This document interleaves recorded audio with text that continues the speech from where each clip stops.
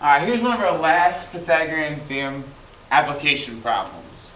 Okay, this could be given to you in a whole bunch of different ways. It could be a word problem where you have to pull the numbers out of a word problem and actually see if it's a right triangle. This is a little more straightforward. A triangle has side lengths of 15, 22, and 31. Is it a right triangle? Well, you're going, how am I supposed to find that out? If I just draw a picture of it, how am I supposed to know? Alright, but we know that if we use a squared plus b squared equals c squared, that only works on right triangles. So, and that works on every right triangle. So if a triangle is a right triangle, then when we put the numbers into the theorem, it should work. It should come out, we should get all three of those numbers, and it should work out perfectly. So let's test it. And there's two ways to test it. First way is just to plug all the numbers into their appropriate places in the formula and see if it comes out correctly. So 15 squared plus 22 squared equals 31 squared. So 15 squared is 225 plus 22 squared is 484 and 31 squared is 961. So when we add these two areas together, these two numbers together, we should get 961. Because if you recall back to my first video about how we derived the Pythagorean Theorem, 225 is the area of the square made off the side length of 15, and 484 is the area of the square made off the side length of 22.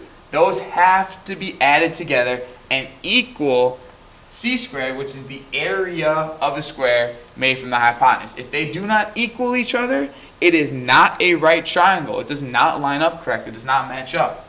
So if we add these two numbers together, 44 plus 225, we get 709.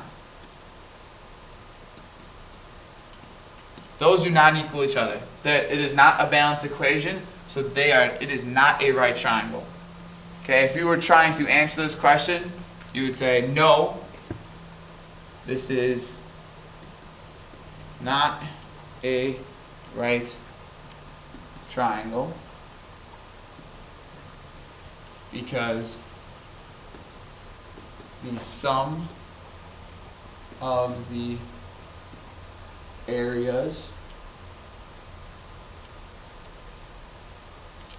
from the legs does not equal the area of the square made from the hypotenuse.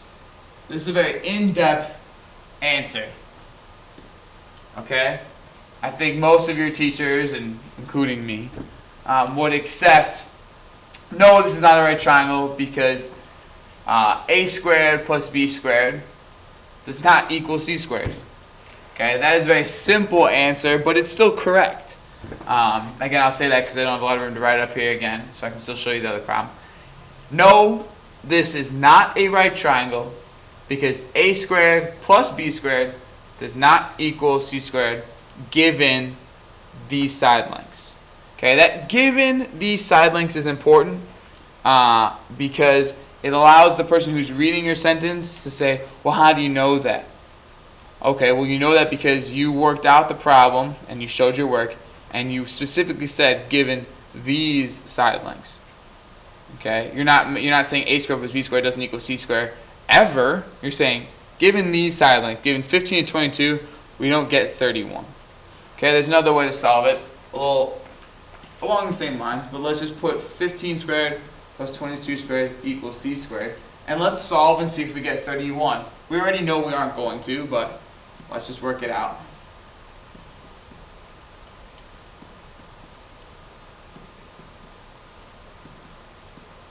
So we take the square root of 709.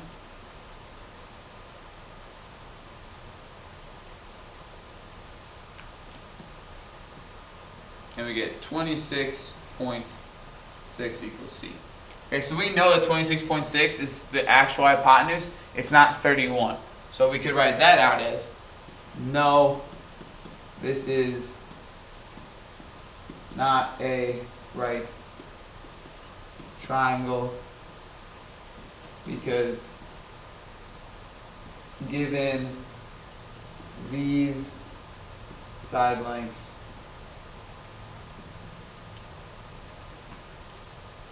legs, the hypotenuse should be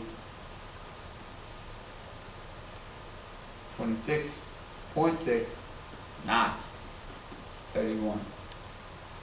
Okay, these are two good answers. I like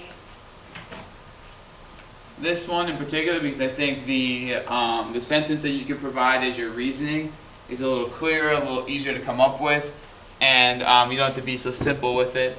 If you wrote, no, it's not a right triangle, the actual hypotenuse is 26.6, most teachers would accept that. But I think it's important to be very clear about how you know that and how that's specific to this problem.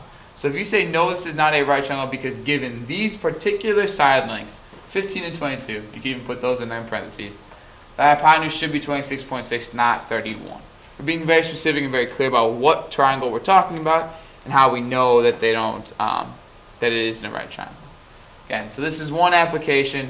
This is how we prove if something is or is not a right triangle. If we're just given the numbers, no pictures, no protractors, no rulers, we can figure it out. Just applying what we know about the Pythagorean theorem. Okay?